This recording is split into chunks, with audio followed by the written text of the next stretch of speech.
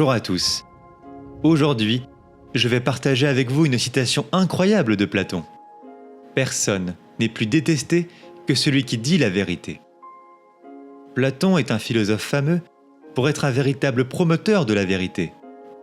Dans un célèbre passage de son livre La République, à la question du disciple de Socrate qui s'appelle Glaucon, le philosophe véritable, quel est-il ? Socrate lui-même répond « Ceux qui aiment le spectacle de la vérité. Avant même de la dire et de l'affirmer, il aime à la voir et à la contempler. » D'après le Phèdre, un autre dialogue de Platon sur l'amour, il est dit que l'âme a non seulement contemplé la vérité tout entière avant que d'intégrer un corps, notre corps, mais qu'elle l'a surtout assimilé, intégré, digéré. L'âme éprouve même de la joie à avoir baigné dans le fleuve suave de la vérité. La pensée divine, dans cette contemplation de la vérité, trouve sa nourriture et son délice. La vérité est la bonne nourriture, celle qui renforce notre âme, qui la vivifie, qui lui procure longévité, sérénité, bonheur même, tout à l'inverse du mensonge, qui lui provoque d'insoutenables tensions intérieures, voire le malheur. La distinction est claire, les choses semblent si simples et limpides avec Platon. Mais pourtant, comment se fait-il en l'occurrence que Platon ait pu affirmer une telle phrase ? Personne n'est plus détesté que celui qui dit la vérité. Comment penser tout à la fois que la vérité fait du bien à notre âme et qu'on la déteste pour autant ? Ne sommes-nous pas censés, le plus simplement du monde, aimer ce qui nous fait du bien ? Quand nous désirons profondément un objet parce que nous l'aimons, n'allons-nous pas tout essayer d'entreprendre pour l'obtenir ? Je ne pense pas personnellement que Platon ait voulu dire par là que nous détestions ce qui nous faisait du bien. L'énigme est entière. Est-ce une simple contradiction dans la philosophie de Platon ? Après tout, personne ne peut en être vraiment exempt de contradiction, pas même un amoureux de la sagesse. Nous ne sommes que des hommes et surtout ceux qui pensent leur place au sommet. Je pense pourtant que nous tenons du doigt quelque chose de très intéressant, qui nous fait dire que ce genre de contradiction, loin d'annuler un propos en affirmant deux choses contraires, veulent dire quelque chose de plus nuancé, de plus profond et de plus subtil. Mais pour cela, je vous propose de venir avec moi pour tenter de comprendre cette énigme lancée par Platon. Le cœur de ce que veut dire Platon est bien dans cette autre question: serons-nous bien capables de vivre une vie en vérité en toutes circonstances ? Notre malhonnêteté vis-à-vis de nous-mêmes ne nous suivra-t-elle pas partout comme une ombre persistante ? La vérité est si cruelle qu'on préfère ne pas l'entendre. Elle peut nous tordre, nous désorienter, elle peut clairement donner la nausée, tant elle peut saper l'individu dans ses fondements identitaires, ses valeurs, sa sensibilité. Pourquoi par exemple nombre de parents adoptifs ont tant de mal à révéler à leur enfant qu'ils ne sont pas ses parents biologiques ? Il est des vérités qui font mal, qui lacèrent l'âme, qui peuvent même saccager tous ses repères jusqu'à son implosion. Mais pourquoi la vérité fait-elle tant de mal ? Pourquoi n'est-elle pas vécue comme une information neutre, une donnée indifférente de la vie ? Voilà, c'est simplement un fait que je ne peux contester, il est là. Je prends note et très bien. Au pire, je suis riche d'un savoir supplémentaire après tout. On peut dire en premier lieu, si on part de la définition de la vérité, ici entendue comme un discours qui entend décrire un être humain en adéquation avec ce qu'il est, ses caractéristiques, etc., qu'elle est vécue par chacun comme une sorte d'étalon, de mesure à ce qui dicte notre valeur personnelle. Et combien la question de notre valeur est sensible, brûlante même. Comment ne pas souligner aussi que ce problème est d'autant plus tenace qu'il est actuel ? Nous pataugeons dans une société qui nous interroge constamment sur notre place, sur notre légitimité, sur nos valeurs. La société dans laquelle on se trouve place devant nous des impératifs de performance, de rentabilité, de propreté morale impérative. C'est-à-dire qu'il faut penser telle chose, souscrire à telle idéologie et non telle autre. Des échelles de mesures qui nous évaluent, nous notent dans une vaste grille fermée. Le pire dans tout cela, c'est qu'on en intègre tellement la logique, à nous qui sommes dans un tel mal de reconnaissance, que nous devenons notre propre évaluateur tyrannique. Et nos défauts sont là, autrement plus puissants, parce qu'ils ont été niés, et qu'on fait tout pour ne pas les voir tant ils abîment. Alors l'entendre, la vérité sur nous-mêmes, est comme une offense, une attaque, une agression envers soi. Bien des moralistes français ont écrit sans relâche sur cette difficulté à se voir tel que l'on est, dans notre nudité, dans notre crudité. La Rochefoucauld par exemple disait bien Nous sommes si accoutumés à nous déguiser aux autres qu'à la fin, nous nous déguisons à nous-mêmes. Il faut bien partir de là. Si autrui est détesté pour dire la vérité, c'est avant tout parce qu'il révèle de nous quelque chose que nous nous cachions avant tout à nous-mêmes. Plutôt, je vous disais que nous étions notre propre évaluateur tyrannique. Alors cela semble un petit peu contradictoire, et vous avez complètement raison, avec l'idée que nous nous mentons avant tout à nous-mêmes. Mais voilà, à mon avis, la chose se passe ainsi. Ce n'est pas que nous ne savons pas, au fond, que nous avons tel ou tel défaut. C'est plutôt que par un tour de l'esprit que l'on pourrait qualifier de dénégation ou de déni, on dévie soigneusement la pensée qui fait miroiter nos défauts. Elle est logée dans nos catacombes, notre déchetterie intérieure si on peut rire un peu. Et quelque chose se passe en nous pour qu'elle accède le moins possible à la surface de notre conscience. On le sait très bien au fond, mais pitié, cessez de le dire, d'en faire l'allusion, de m'y faire penser par tel ou tel détour. Ce qui compte, c'est que je fasse comme si cela n'existait pas, et le comme si ici est très important. Autrui n'est que le révélateur de notre comédie intérieure, alors pourquoi vraiment lui en vouloir ? On agit, dans notre détestation, comme si l'autre nous avait forgé de toutes pièces ce défaut, qu'il en était le créateur, l'instigateur. Mais au fond, n'est-ce pas nous-mêmes que nous détestons ? Si bien que l'autre n'est qu'une victime collatérale, elle est perçue dans l'instant de l'offense comme un double mauvais qu'on avait scellé au plus profond de nous-mêmes, jusqu'à ne plus pouvoir le voir. Cette partie de nous-mêmes qui est à fleur de peau, qui se sent blessée très facilement, qui est aux aguets, en alerte constante. Autrui l'a fait émerger subitement. Mais le voulait-il vraiment ? La vérité n'est-elle pas au fond aussi neutre que souvent l'intention de l'autre qui nous dit cette vérité sur nous-mêmes ? Il n'est pas question de dire que l'autre n'emploie pas un discours de vérité toujours dans de bonnes intentions. Parfois oui, la vérité est utilisée pour blesser, humilier, quand on parle d'un complexe par exemple. Oui, il est des usages de la vérité qui font détester, à bon droit sans doute. Surtout, nous sommes nous-mêmes dans un monde de mensonges. Étant pourvus d'un corps, nous vivons entourés de simulacres, d'images, de croyances à chaque instant de notre vie. Nous sommes donc accoutumés aux mensonges. Il est même caractéristique de notre vie. Nous percevons et ressentons dans le mensonge. Platon nous dit en substance, et j'opère un grand raccourci ici, la vérité est ailleurs. Elle est logée dans un autre plan que celui que l'on voit spontanément. Et il faut un entraînement pour apprendre à la voir et à la supporter. L'allégorie de la caverne, si connue, qui évoque des hommes enchaînés au fond d'une grotte, qui ont vu pendant toute leur vie des ombres projetées, et non la réalité qui se cache derrière ces ombres mêmes, en dit quelque chose. Seule une poignée d'hommes pourra avoir le courage de sortir de la grotte pour oser se confronter à un soleil aveuglant, pour qui ne s'y est jamais habitué. Notre corps est comme un tombeau, un bric-à-brac tout plein de pièges sensoriels. En cela, le mensonge est notre habitude.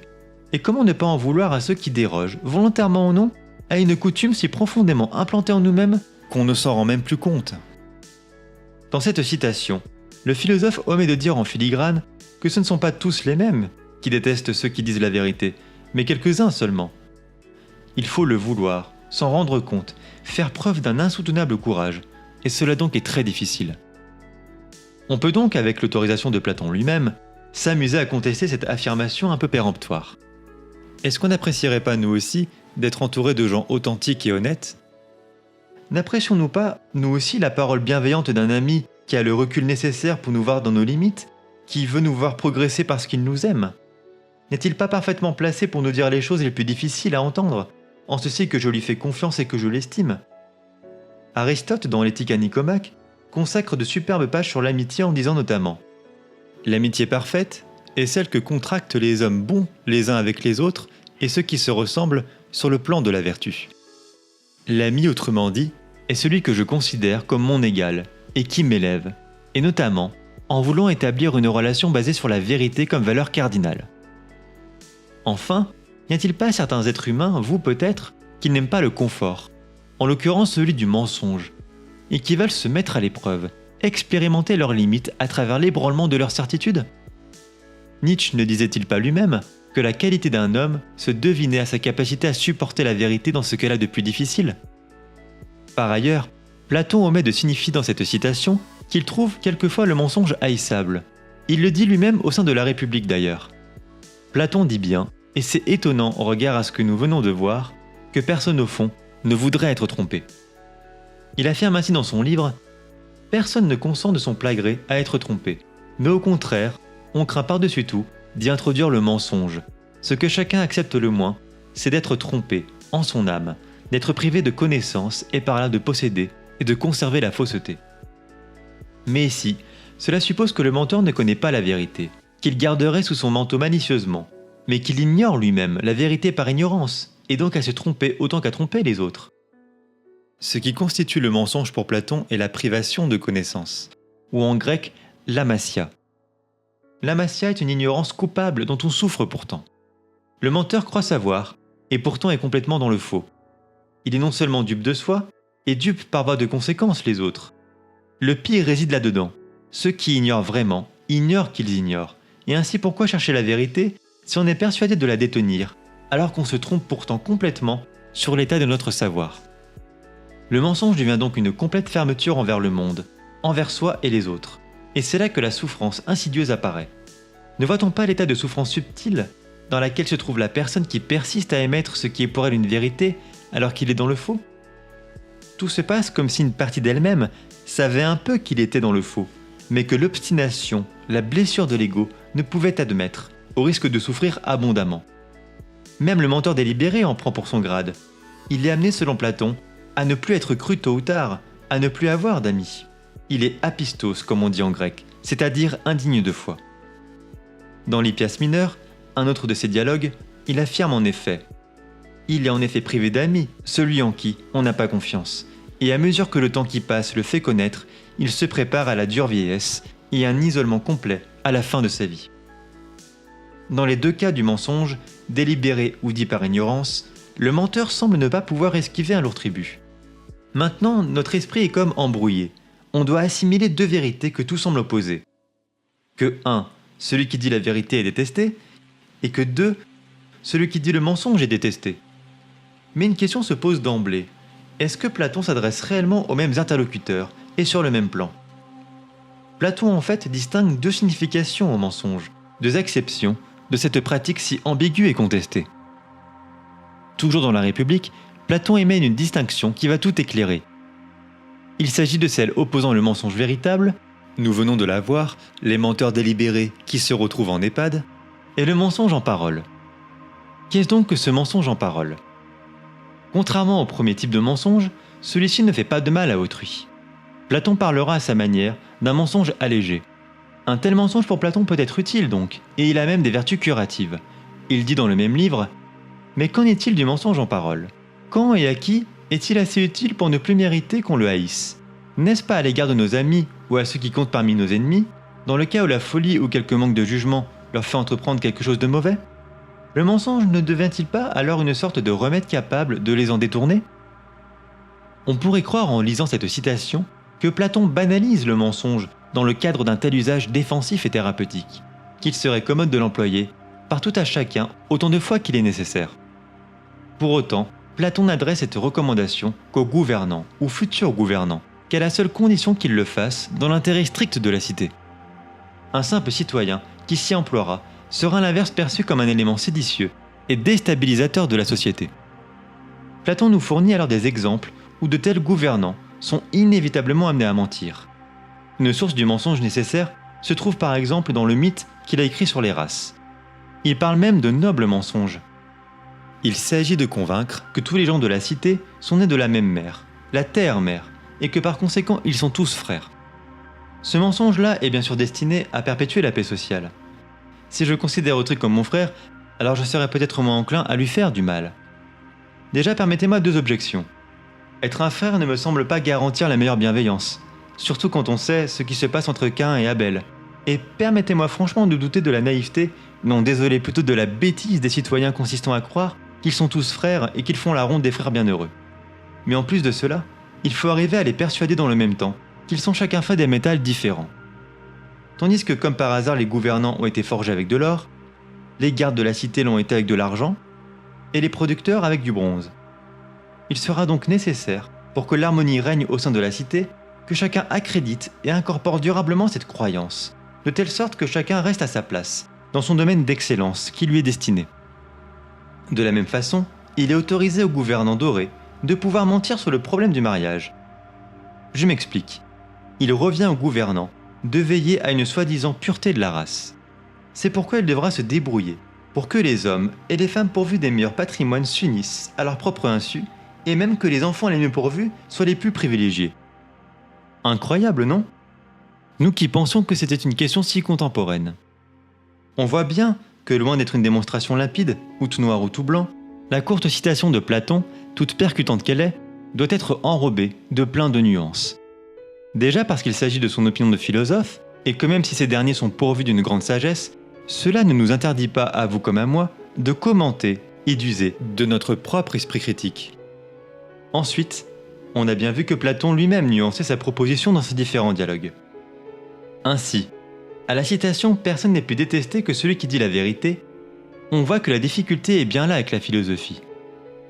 La tentation un petit peu arrogante d'ériger des principes qu'on veut universels, applicables partout et tout le temps, jusqu'à créer des simplifications, voire des absurdités. Le réel, lui, résiste toujours à son aplatissement par des principes, lui qui fourmille de 1000 nuances, qui demande constamment une réflexion au cas par cas. Pour autant, Platon pointe du doigt quelque chose de très important sur nous-mêmes, notre volonté au fond de ne pas savoir, pour le désagrément que cela cause. En plus de cela, nous n'aimons rien de moins qu'être flattés, protégés dans un bastion flottant, d'où la souillure n'aurait aucun droit de citer. Les moralistes français du XVIIe siècle, comme La Rochefoucauld, La Bruyère ou encore Pascal, poursuivront cette voie. Alors oui, tâche est à l'homme de savoir ce qu'il veut, de s'enquérir du style de vie qu'il veut mener. La vidéo touche à sa fin, j'espère qu'elle vous aura plu et suscité quelques questions. En attendant, je vous dis à très bientôt et prenez soin de vous.